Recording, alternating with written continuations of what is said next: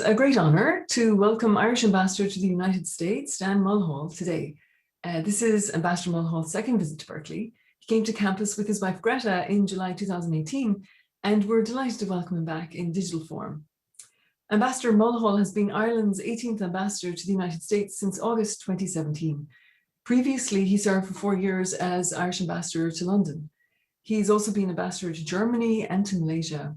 He's had appointments in New Delhi, Vienna, Brussels, and Edinburgh, as well as serving in a number of positions in the Department of Foreign Affairs and Trade.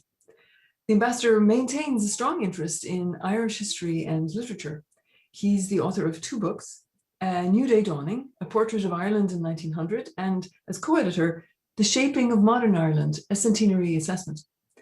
The ambassador blogs regularly and has a special blog devoted to James Joyce's Ulysses. When I last looked, I saw that he's written on the Ithaca chapter, the penultimate episode of the book. And I've just heard that he's planning to launch a book, publish a book based on the blog this year.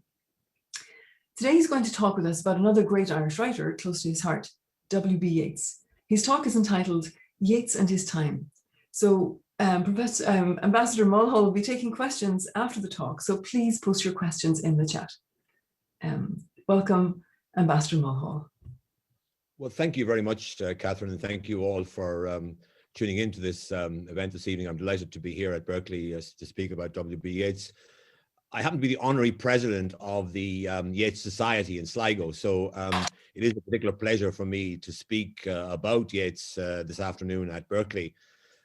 I'm here not because I have a PhD in Yeats or because I'm an academic, but because I have had a lifelong interest in the work and the life of our leading Irish poet. As a student of history, which I've been for all of my life at UCC and then in the University of Life in the last 40 years since I left, 45 years since I left college, I have a special interest in Ireland in what I call the age of Yeats and Joyce. Now, by this I mean the period between the 1880s and the 1930s.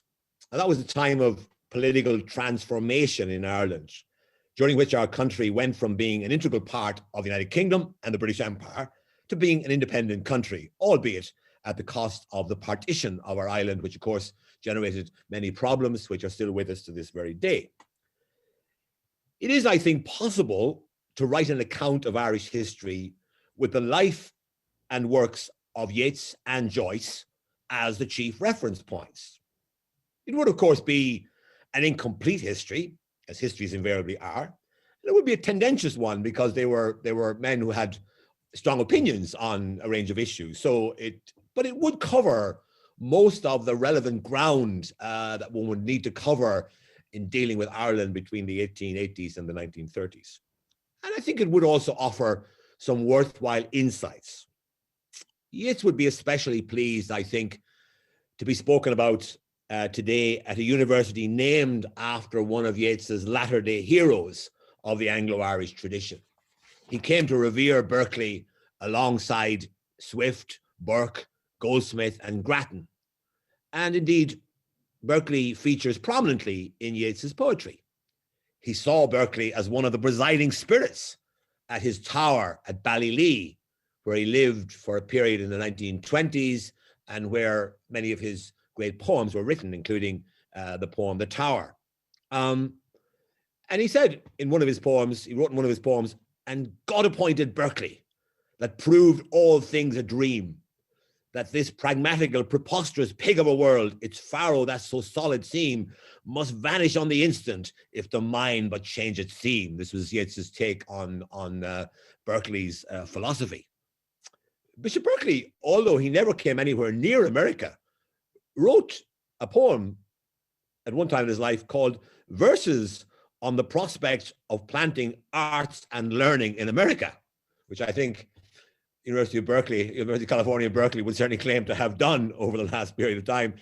And he wrote in this, "The muse, disgusted at the age and clime, barren of every glorious theme, in distant lands now awaits a better time." So he saw the world of the 18th century kind of fading and losing its luster, and he envisaged that the arts would move to distant lands where they would find a better time. And of course, in America, the arts have prospered over the last few centuries. I'm sure Professor Flynn would be interested in this reference, but there is also a reference, rather obscure reference to Berkeley in the Proteus episode of Ulysses, where he talks about the good Bishop of Cloyne took the veil of the temple out of his shovel hat. Now, I'm not sure I understand that. Maybe some more illustrious Joycean can explain it to me, what it meant by saying the veil of the temple out of his shovel hat. This must be what Joyce had in mind when he predicted that he would keep the professors busy for centuries deciphering all that he had put into his great novel. And I know that Professor Flynn has been busy trying to decipher and to demythologize the novel, as I've been trying to do at my blog, which I intend to turn into a book sometime this year. So for all of what I said about the era of Yeats and Joyce, Yeats deserves to be remembered first and foremost as a great poet who retained his creative spark until the very end of his life.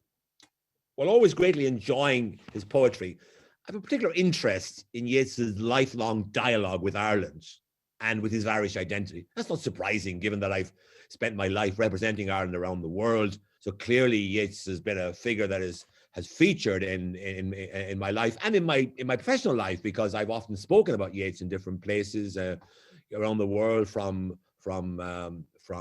India to Malaysia to Germany to the UK, and now, of course, in the last 3 years, here in various places around the United States.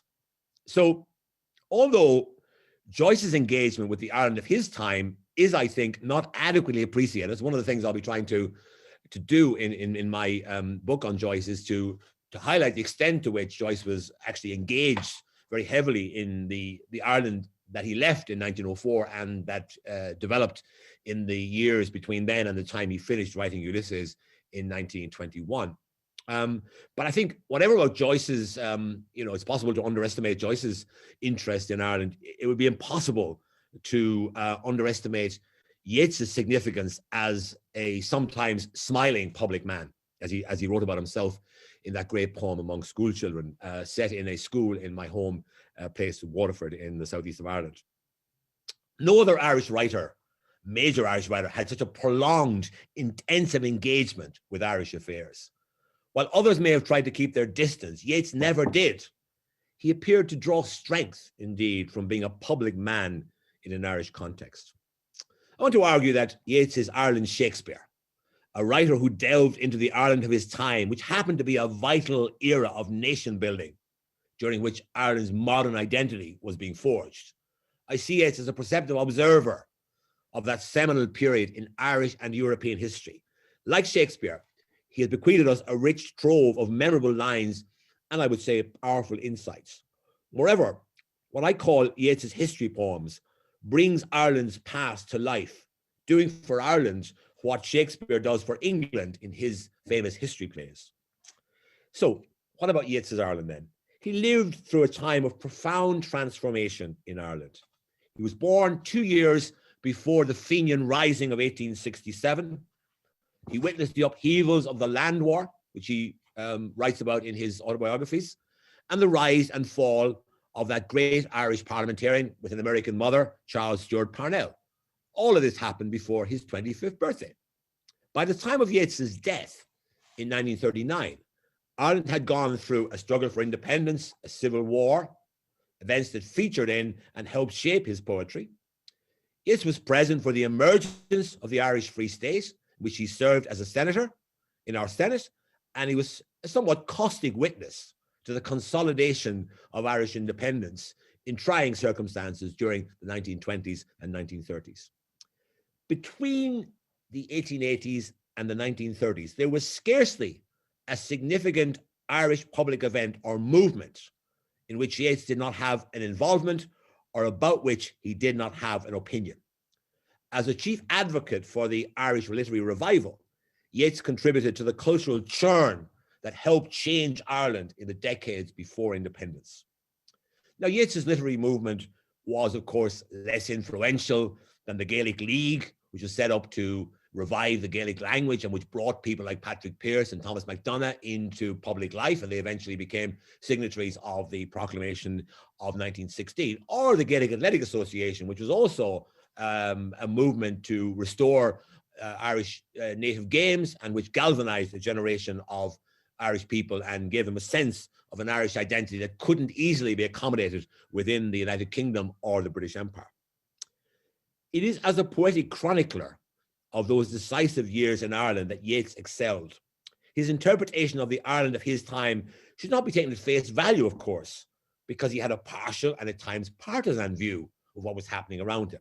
Yet it is scarcely now possible to view the Easter Rising of 1916 without reference to Yeats's depiction of that event as a terrible beauty. And I think, you know, that poem will probably survive in the memory long after perhaps people have ceased to take an interest in the Rising itself. So I think the poem is maybe maybe the most lasting monument to that great event in Irish history, which we recently celebrated the centenary of. So in order to explore Yeats's complex relationship with Ireland, I want to look at 6 of his poems, using each one to illustrate a particular aspect of his lifelong dialogue with the land of his birth. Now, I could add many other poems to the list. I mean, you could probably come up with 30 or more poems that could illustrate the story I want to tell, but I've chosen 6. And the first one is the Lake Galavinish Free, which may seem like a very unusual choice to start a meditation on Yeats and the Ireland of his time. You know, it finishes off with the lines, "While I stand on the roadway or on the pavement's grey, I hear it in the deep heart's core." Now, we know from Yeats's account that this poem was written in London in 1890, when on a London street, he heard what he called a little tinkle of water, a fountain in the window of a shop he was passing by. And somehow that sound had the effect of transporting his imagination back to the west of Ireland, to the Lake Galavinish Free on Lough Gill in County Sligo, which I had the privilege of visiting in the summer of 2019 when a boatman took me out to the Lake Isle, and I actually recorded myself reading the Lake Galavinish Free on the Lake Isle itself, because I'd been out there before. I traveled around it, but I'd never actually set foot on the Lake Isle. Now I've done so. And it is a beautiful, well, very small island, but it is a beautiful setting on Lough Gill. And that day the weather was marvelous, and it was really a pleasure to be there.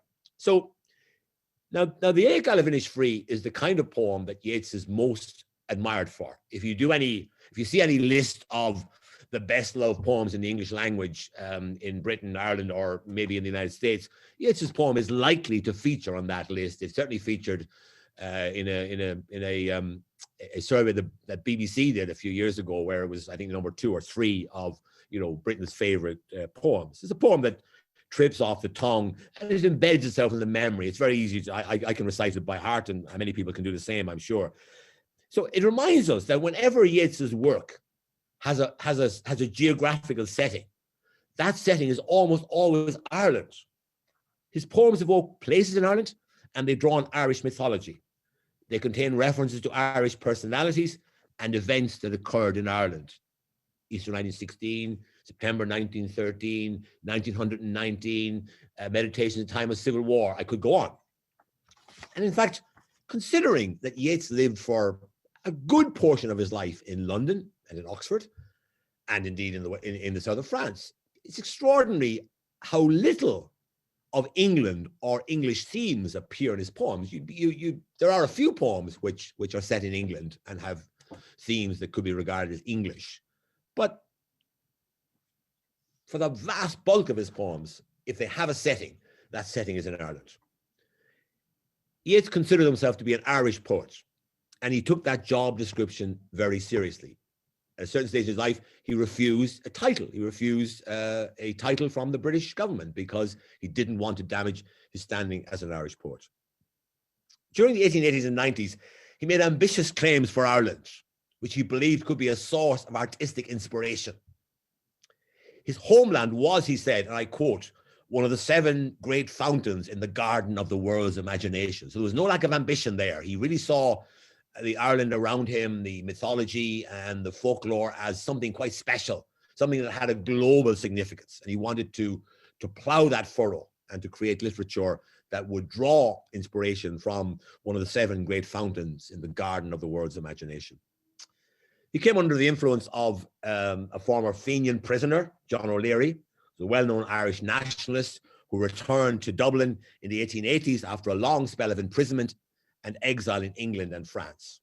Yeats admired O'Leary's character. He felt he was a noble sort of individual, and his brand of nationalism, which was, I think, more pluralistic, more outward looking, and didn't have some of the vices that Yeats would ultimately attribute to parts of the Irish nationalist tradition.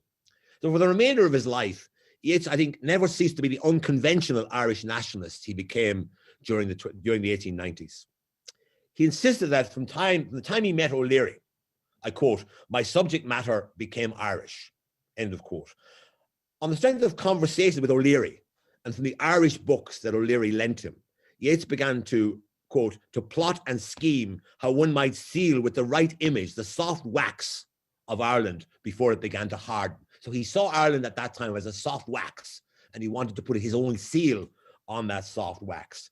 He wanted to create a literature that would make Ireland, quote, "beautiful in the memory," end quote, and yet be freed from provincialism by an exacting criticism, a European pose. So a bit like Joyce, he didn't want to pander to tastes that were excessively propagandist or political. He wanted to ensure that his literature, his writing, would be freed from provincialism and would by an exacting criticism, by a European dimension to it. So that's the first point I want to make, is about Yeats's immersion in Irish affairs from a very early stage. Now, part of it was because, as he wrote in one of his letters to his friend Catherine Tynan, another promising poet at the time, he said, if you write about Ireland, you're a bit more distinctive. There's a bit more sort of cachet to it because not many people are doing it. So you can get a certain amount of benefit from being an Irish poet. But nonetheless, I think he was serious about his vocation as a poet that would immerse himself in Ireland and would write about Ireland, and did so throughout his life. So the next poem is To Ireland in the Coming Times. And here he says he wanted to sing, to be among those who sing to sweeten Ireland's wrong. And he said, "And may the thoughts of Ireland brood upon a measured quietude." Now, he wrote that poem in the early 1890s, at a time when he was actively engaged in an extended effort to create an Irish national literature in the English language, which occupied an enormous amount of Yeats's time and energy. If you read his letters and his occasional essays, he was constantly writing essays, lobbying, making the case for that Irish literature had a value, had a separate identity, and could be a great contribution to global literature. If only we would mine the spirit of Ireland, the mythology, the folklore, and present that in an artistically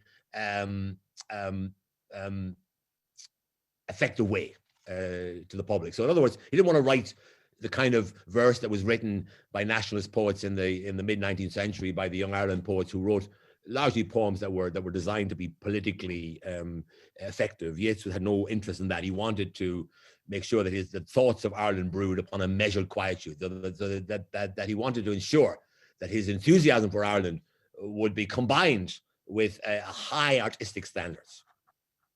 Now, Yeats came to believe, and I quote, that there was no literature without nationality, and no nationality without literature.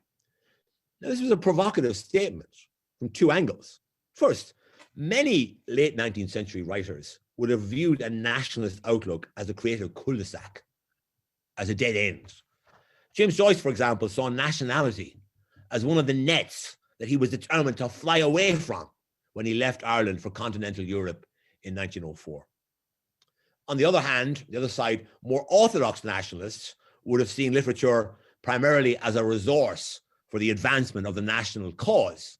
And they wouldn't have had much struck with Yeats's desire to be artistically excellent. They would have said, no, you should write poems that actually serve the national cause. You had two particular views, and Yeats plowed a furrow between those two views, believing that you could write a national literature for Ireland without falling into the trap of being excessively political or propagandist. So that's what Yeats tried to do throughout the 1890s and into the 20th century. In his poem, he sets out his stall. He insists that he can combine his efforts to sweeten Ireland's wrong with the highest aesthetic standards. He fought fierce battles, for example, against the former Young Irelander, by then retired from a career in Australia, Charles Gavin Duffy, and Yeats defended his literary movement against those who wanted to turn it into another version of the Young Ireland movement with a solely political propagandist purpose. Yeats committed himself during the 1890s to a number of nationalist activities. It appears from Roy Foster's biography of Yeats that he may have joined the Irish Republican Brotherhood. I don't think he did anything very much as a member of the Brotherhood, but taking the oath in an oath-bound secret society was certainly a risk for somebody like Yeats, because that kind of thing wasn't appreciated by the British authorities at that time, and anyone found to be a member of the Irish Republican Brotherhood would find themselves serving time in prison in those days for their efforts.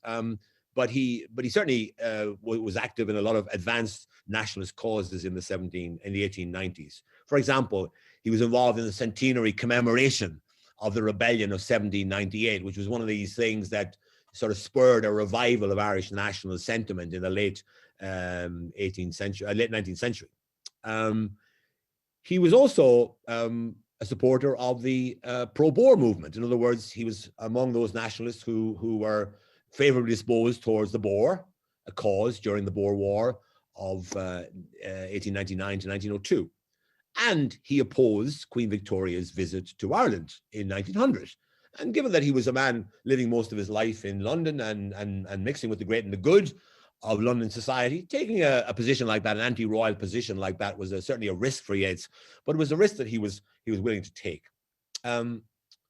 Yeats also had to confront the question of language, because there were those in Ireland who argued that Irish literature could only be written in the Irish language, in the Gaelic language, or the Irish language as we call it, that it couldn't be written in English. And Patrick Pearse, for example, was one of those, and early in his career, he condemned Yeats as a third-rate English poet and wanted nothing to do with him. Now, afterwards, Pearse came to realize that Yeats was a seriously talented and significant poet, and he invited Yeats to speak at his school in St. Enda's in Rathfarnham. But early on in the century, Pearse was very critical of Yeats, because Yeats was trying to develop an Irish literary culture in the English language, whereas people like Pearse believed that culture should be pursued in the Irish language. And for example, there were those who were bitterly opposed to Yeats's efforts to create an Irish national literature in English. For example, Dennis Patrick Moran, another man from my home place in Waterford, who was the editor for a long time of crusading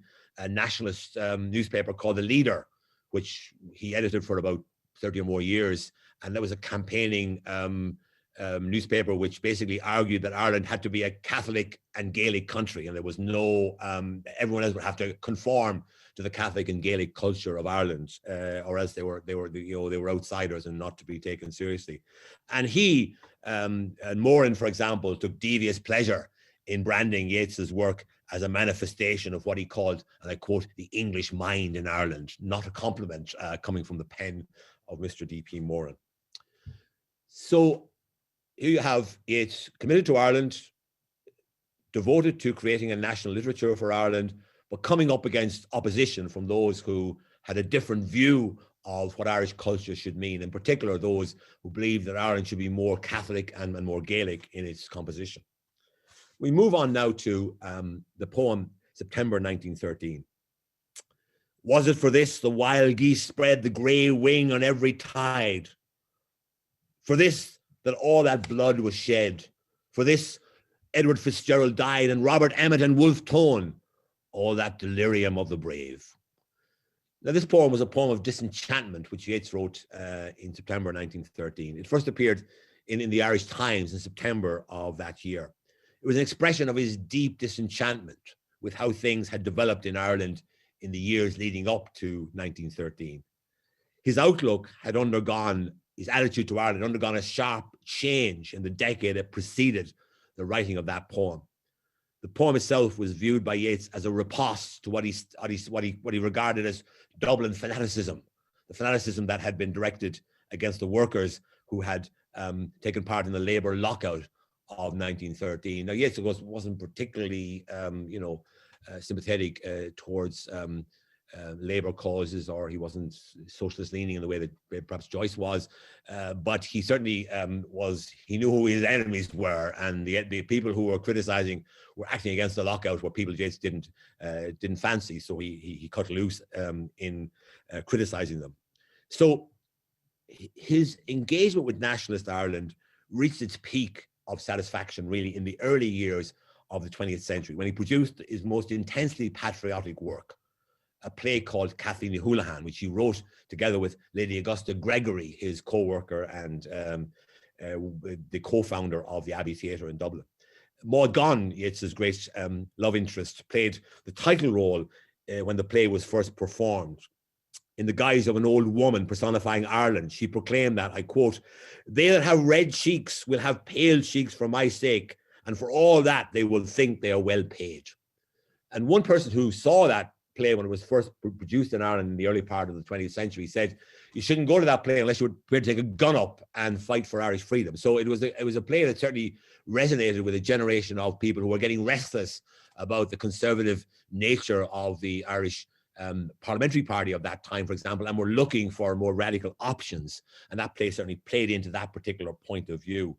As the old woman, played by Maud Gonne, exits the stage, she turns into a young girl and is described as having the walk of a queen. So here you have the kind of personification of Ireland, of someone who talks about getting back her four green fields, the four provinces of Ireland. So a fully nationalistic poem, and probably the most political piece of writing that Yeats ever produced.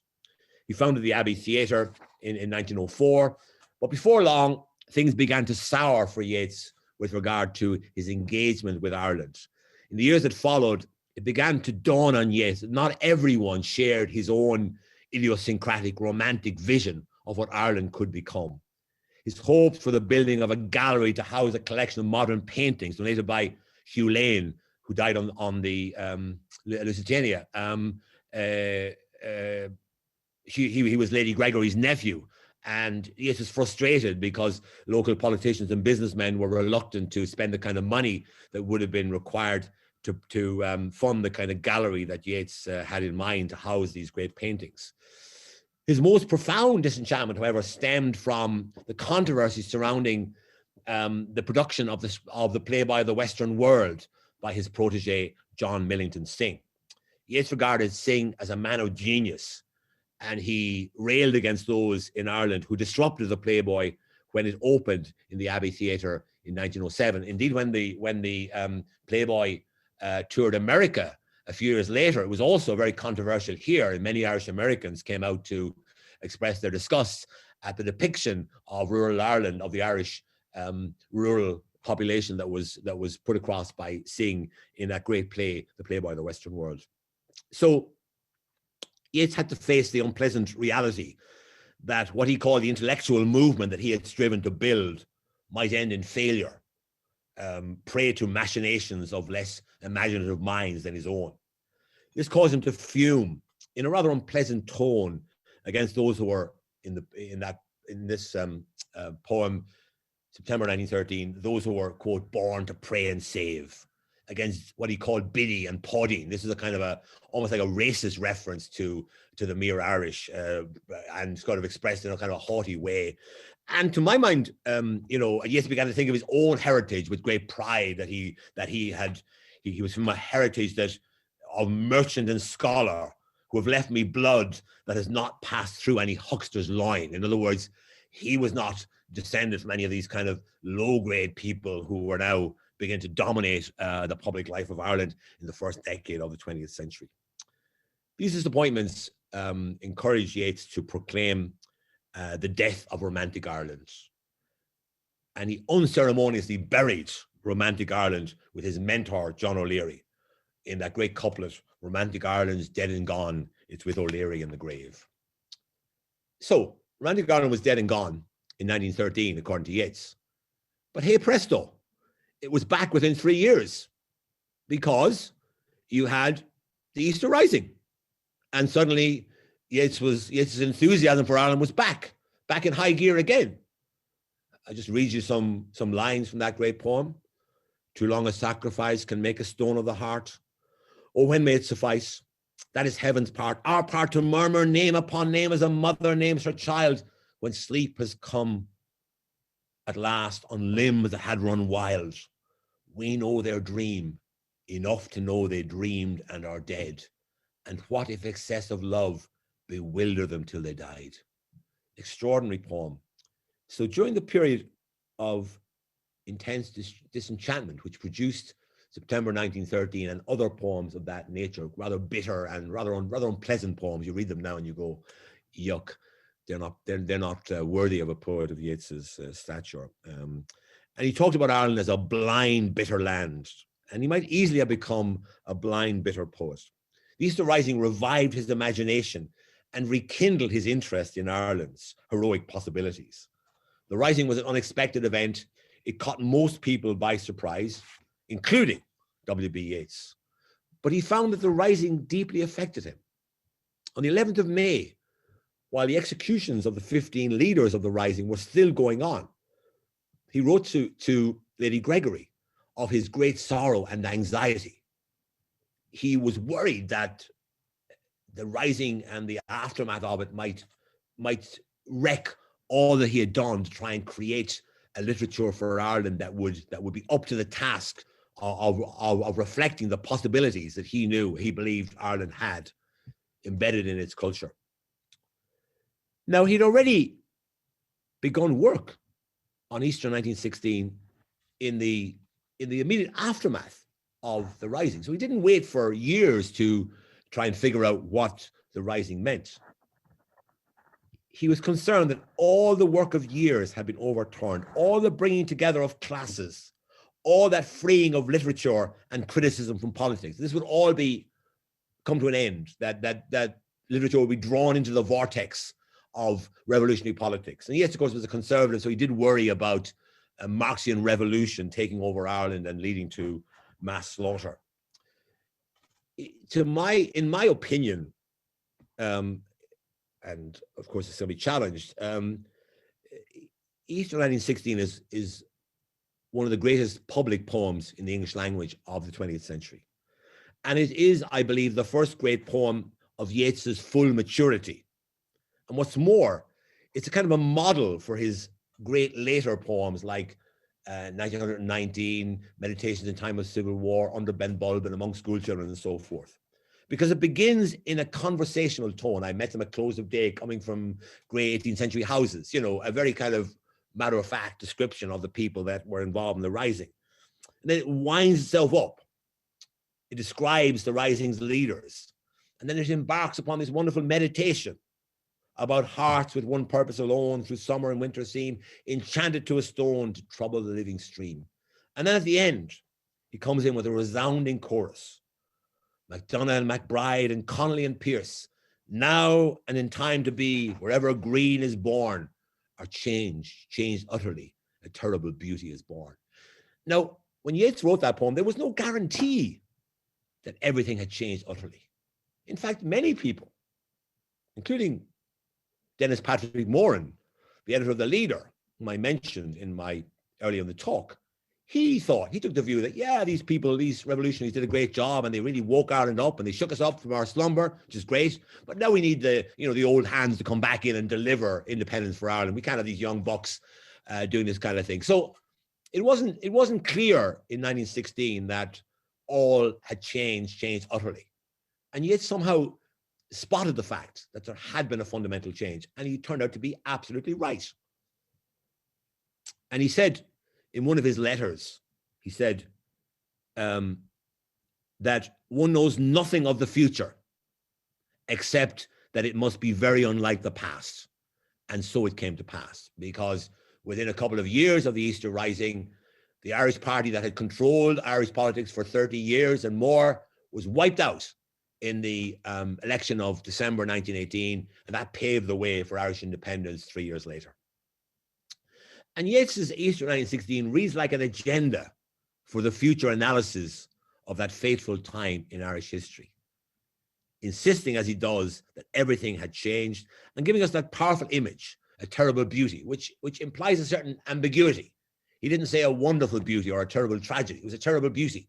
In other words, he recognized that there were two dimensions of the rising. There was the noble dimension, and then there was the violent element to it, which he regretted.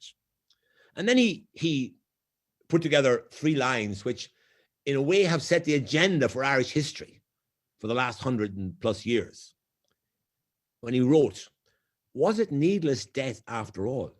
For England may keep faith for all that is done and said." Here, he is basically saying, maybe had the rising not taken place, home rule would have been delivered after the war. We would have avoided all the violence and the difficulties, and maybe the country would have stayed together. And that has been debated constantly by historians all for the last century plus. And for example, someone like John Bruton, our former Prime Minister, Taoiseach, who was also EU ambassador to America at one stage, he argues that the Easter Rising was a misstep, that we would have been better off without the Easter Rising. And Yeats was raising that issue. So even though Yeats wrote about the Rising as he did in Easter 1916 and other poems as well, such as 16 Dead Men, when he recognized the capacity of the 16 dead leaders to stir the boiling pot, as he put it. And that is indeed what happened. We know from his letters that he was in two minds about the Rising. He was torn in different directions when it came to the Rising, as he was throughout his life when it came to Irish affairs. He was at different times a supporter of Charles Stuart Parnell, an advanced nationalist, a social conservative, and latterly a staunch advocate of the Anglo-Irish tradition. At heart, however, he was a romantic nationalist who convinced himself as a young man that there was something special about Ireland and its Celtic traditions. For all of his foreboding, he saw the events of 1916 as a chance for Ireland, for the Ireland that he dreamed of in the 1890s, to come about after all. In other words, he had lost confidence in his romantic vision of Ireland in 1913, but 1916 gave him a renewed confidence that maybe after all, the romantic vision he had for Ireland might indeed come to pass. After the Rising, he felt a need to return to Ireland and to, quote, begin building again. And that's why he moved back to Ireland after the Easter Rising, and for about 10 or more, 15 years, his principal residence was in Dublin until he became ill and started living more in the south of France, where he died in 1939. The next poem, the second last poem I want to talk about is in memory of Eva Gore-Booth and Constance Markievicz. Many a time I think to seek one or another out and speak of that old Georgian mansion, mix pictures of the mind, recall that table talk and the talk of youth, two girls in silk kimonos, both beautiful, one a gazelle. That's a great start to the to that poem. The light of evening, Lissadell, great windows open to the south, two girls in silk kimonos, both beautiful, one a gazelle. But a raging autumn shears blossom from summer's wreath. It's a fantastic opening to the poem. But it's a poem of disenchantment because he believes that the two Lissadell beauties had wasted their lives in revolutionary politics on the part of Constance Gore-Booth, Constance Markievicz, and then in sort of labor and suffragette politics on the part of Eva Gore-Booth. The poem was written about the Gore-Booth sisters, and they were among the dear memories of Yeats's youth.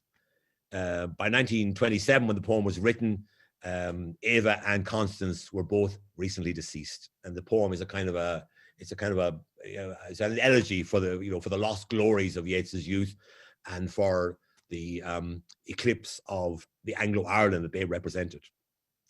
In 1923, Yeats threw himself into the work of the Irish Free State Senate. He was excited about the potential of the new state, and he thought that he could help steer it in the right direction. A deepening disappointment with how things were turning out led him to an increasing fondness for his Anglo-Irish roots, which he had ostentatiously rejected during his younger years. His disenchantment reached a high point when he delivered a haughty Senate speech on divorce, in which he took up cudgels on behalf of the Anglo-Irish tradition. And I quote, "We against whom you have done this thing are no petty people. We are one of the great stocks of Europe. We are the people of Burke, the people of Grattan, we are the people of Swift, the people of Emmet, the people of Parnell. We have created most of the modern literature of this country. We've created the best of its political intelligence. If we have not lost our stamina, then your victory will be brief and your defeat final. And when it comes, this nation may be transformed. So here you have Yeats appealing for a sort of an aristocratic nationalism to return and vanquish the sordid realities of the independent Ireland of the 1920s and 30s, which I have the pleasure and the privilege of representing for more than 40 years now. Not surprising that these belligerent views served to alienate Yeats from mainstream opinion in Ireland in the 1920s and 30s as the new state struggled to find its feet. For his part, he seemed to revel in his own popular views and his role as an opponent of Irish orthodoxy. His newly upholstered Anglo-Irish identity did, however, produce much fine writing, including the poem I was just read from and referred to. So his poem about Eva Gore-Booth and Constance Markievicz is a good example of that aspect of his Irish journey towards a kind of aristocratic nationalism, and also the creation of a personal pantheon, which is really one of the focal points of his later work, a pantheon consisting of John O'Leary, Maud Gonne, John Millington Synge, and the Gore-Booth sisters in their silk kimonos. So finally, to Under Ben Bulben, where he wrote one of his last poems written in the last months of his life, a poem of departure, of trying to set a legacy and leave behind instructions to those who would follow him. And he wrote, "Sing the peasantry, and then hard-riding country gentlemen, the holiness of monks, and after porter drinkers' randy laughter. Sing the lords and ladies gay that were beaten into clay through 7 heroic centuries. Cast your mind on other days, that we in coming days may be still the indomitable Irishry." He wrote Ben Bulben in September 1938. It represents his last will and testament. It brings my story of Yeats's Irish journey to an end on a fitting note. In this poem, despite his disappointments, he proclaims that, I quote, "ancient Ireland knew it all," end quote. And he insists on the enduring relevance of what he calls the indomitable Irishry. He urges poets of the next generation to continue to mine the Irish tradition in order to produce works of great value and literary worth. Although his epitaph urges us to cast a cold eye on life, on death, Yeats did not follow his own example. He was more of the pilgrim soul he referred to in When You Were Old and Grey and Full of Sleep, grappling with, to use Joyce's words, the reality of experience in poems that became grander and more powerful and more dogmatic as he grew older. This pilgrim journey brought his poetry from the pleasing melodies of When You Were Old and Grey and Full of Sleep and Nodding by the Fire, take down this book and slowly read and dream of the looks your eyes once had and all their shadows deep. And he ended up writing words like this from The Circus Animal's Desertion. "Now that my ladder's gone, I must lie down where all the ladders start, in the foul rag and bone shop of the heart." I mean, that is the poetry of the 20th century. That is the poetry of literary modernism. That is a poetry that could have been written by T.S. Eliot or Ezra Pound or W.H. Auden. These latter lines are far removed in tone and texture from his best known early works, epitomized by the Lake Isle of Innisfree. My argument is that this remarkable journey from 19th century romanticism, the tradition of Shelley and Keats and Tennyson and others, to modernism, traveled through the contested paths of the Ireland of his time. We ought to be glad that W.B. Yeats undertook that journey. He could easily have decided to settle in London and to, do what Oscar Wilde had done before him, and Thomas Moore and George Bernard Shaw, and become a writer in the English tradition and not bother with the affairs of his homeland. But we should be glad that he undertook a journey that took him through the byways of Irish public life, because Ireland is the better for it, in that we possess powerful public poems that chronicle key moments in our national history. Thank you very much for your attention. Thank you so much, Ambassador Mulhall. Very interesting talk. Lots of questions coming in for you. Good. I might start with one. What do you think of Yates, the senator? So he was appointed to the Irish Senate in 1922 and served for 6 years. As a politician yourself or a diplomat, what do you think of the kind of senator that he was? Well, first of all, he took it seriously, to his credit. I mean, he sort of talked and wrote about how exciting it was to be involved in, creating a new state.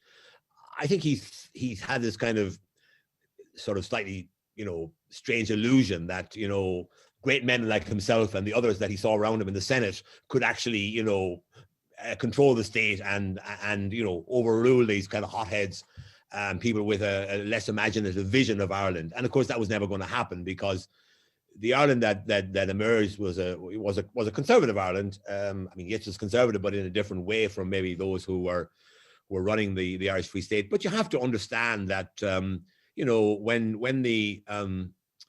when the Commonwealth government took over in 1922, it was in a situation of civil war. They had to take some very rough decisions.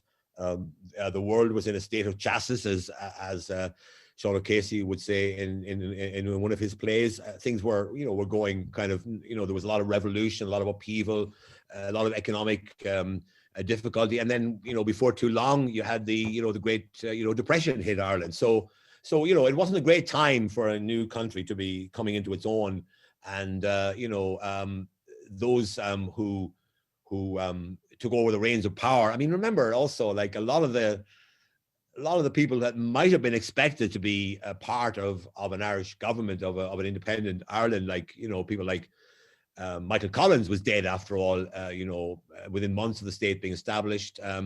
Arthur Griffith, who was the most experienced person in the whole lot, he died within months of the Free State being established.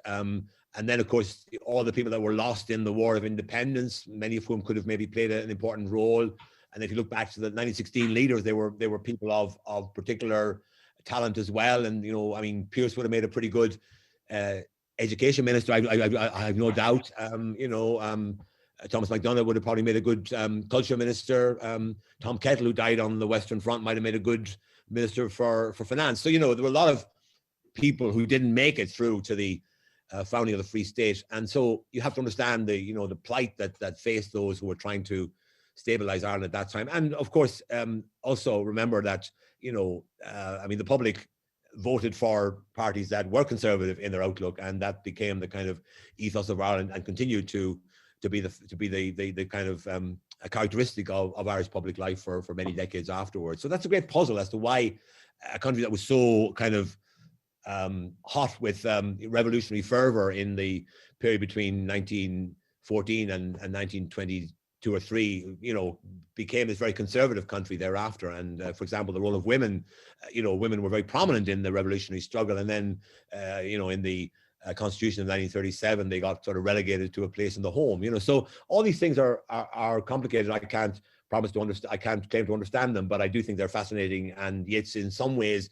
gives you a little bit of an insight into that particular time in Irish. So he was a diligent senator. I mean, he for example, was part of the committee that commissioned our coinage, and the old Irish coinage, which you wouldn't remember, but I do. If you look at it now, it was a very fine, from the point of view of the aesthetics of it, it was an extremely well done coinage that we had, and we had that until a decimal coinage came in, and then when we joined the euro, later on, the Irish currency went completely. But the original Irish currency, which if you look it up online, you'll see Yates was involved in deciding on that currency, and it was a very good piece of work he did on behalf of the state.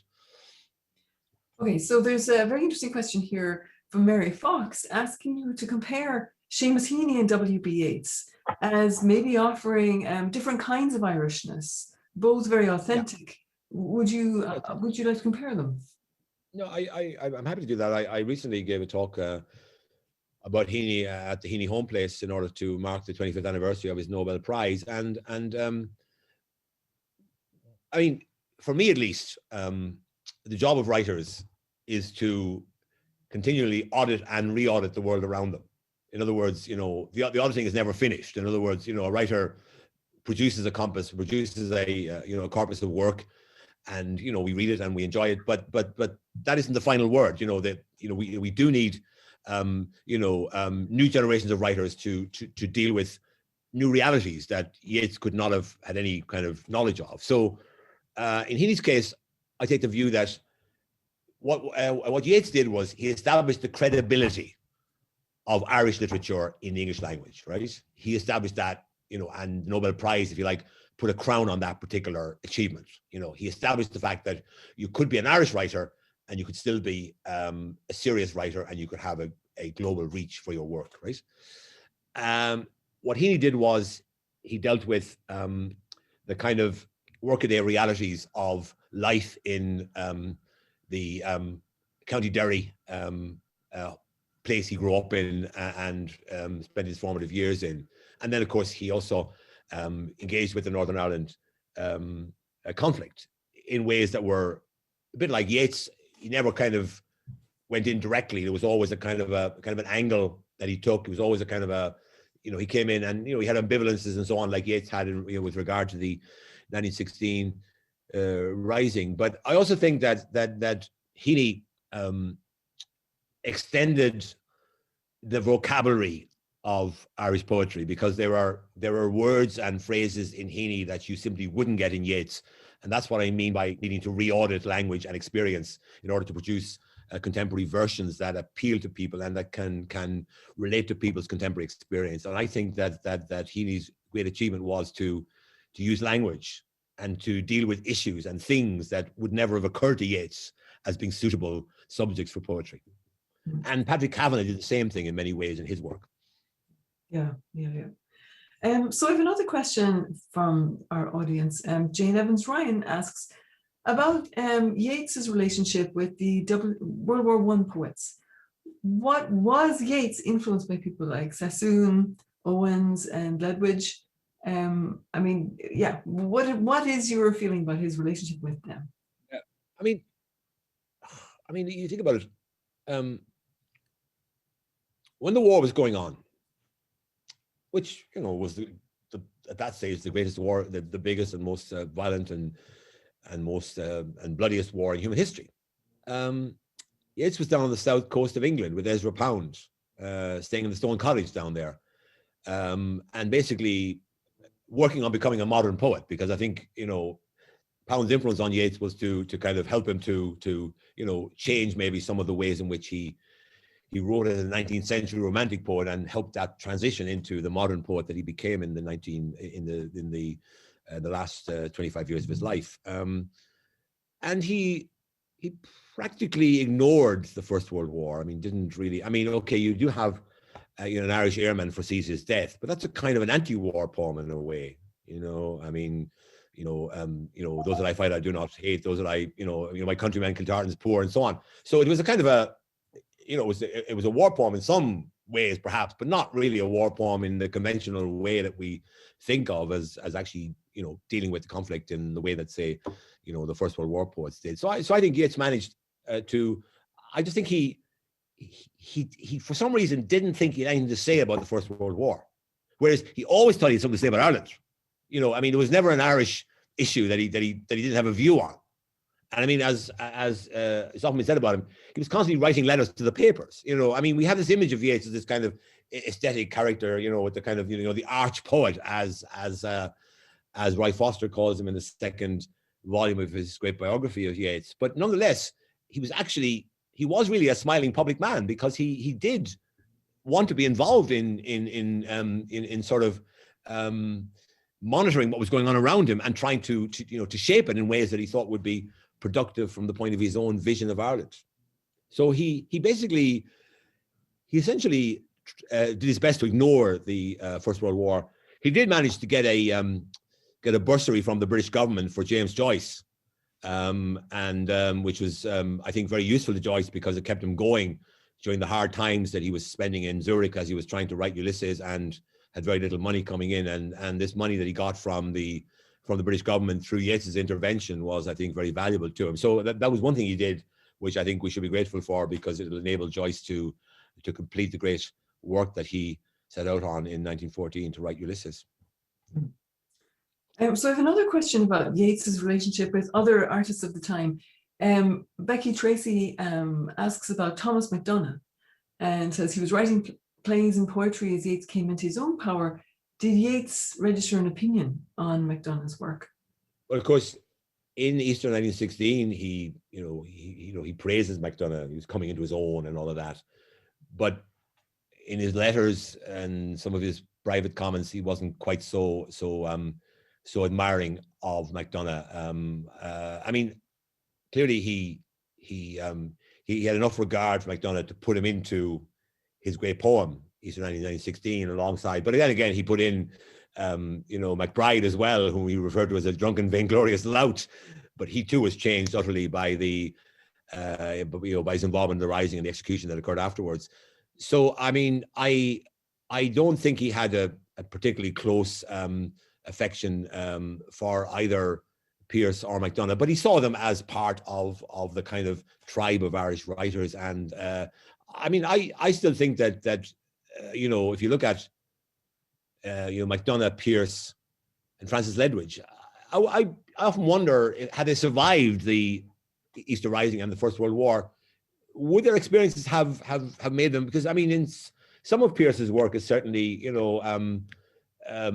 lot of it's propaganda, a lot of it is kind of very emotional and propagandist, but there are some of his poems like The Wayfarer, which I think is really very good. And I wonder whether, he would have evolved into something more, more impressive in the post-war period. When, I mean, the question with all these poets is, and the same was true with Yeats. I mean, Yeats is practically the only poet who was prominent before the First World War, who remained prominent and highly regarded afterwards. So he made that transition. My question is, would Mcdonough and Pearse and Ledwidge have made this transition? I have a feeling Ledwidge probably would have. I think his experiences on the Western Front might well have made him into a more significant poet had he lived through that war. He took his life in 1917. I mean, these are very interesting counterfactual considerations. And there's another question from Michael Tracy at the consulate, actually. Yeats's importance in Irish literature is almost inestimable. What would Ireland have been like without him? Well, let me tell you a story from my diplomatic career. In 1982, I was invited by the grandmother of a friend of mine, an Indian friend of mine, to lunch, along with Greta, my wife, and her grandmother, who was hosting the lunch, was a woman called Vijaya Lakshmi Pandit, who happens to be Nehru's sister. So she was a sister of Jawaharlal Nehru, the first Prime Minister of India. So a member of the Gandhi, a member of the Nehru family, that great dynasty that dominated India for more than half a century. Founders of the Congress Party and all of that. And when I sat down to lunch, she said to me, "Oh, you're Irish?" And I said, "Yes." She said, "I will arise and go now and go to Innisfree and a small cabin built there of clay and what." And she recited the entire poem. And she went on to recite "When you were old and grey and full of sleep." And the whole family joined in. Her children and grandchildren were there, all joined in. They all knew the poems. And for me at that time, the penny dropped. And that penny has been reverberating in my mind ever since.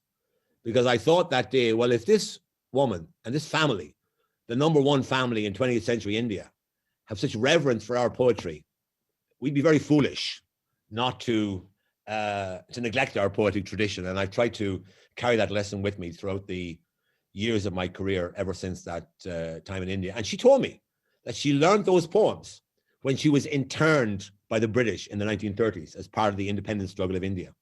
Wow. And because Yeats was a nationalist, it was important to them. Yeah. And when I was there, a lot of people that I knew who remember those times were influenced by the Irish story. So Yeats, I think, carried the Irish story around the world. And India is a very good example of that, but it's not the only example. And I think that, look, we're a small country. Our state has 5 million people in it. The island of Ireland, 7 million people. So the fate that is the natural lot of a country of our size is to be ignored, overlooked, neglected, set aside. And we have two things that help us to avoid that fate. One is especially here in America, our diaspora. The fact that we have 36 million or whatever Americans who are proud to various degrees of their Irish heritage, especially this time of year.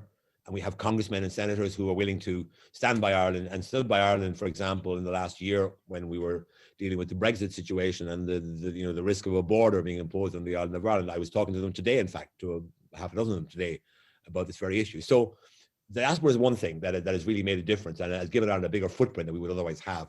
And the second thing is our literature and our culture, because it travels. I mean, I was once in the airport at Hanoi.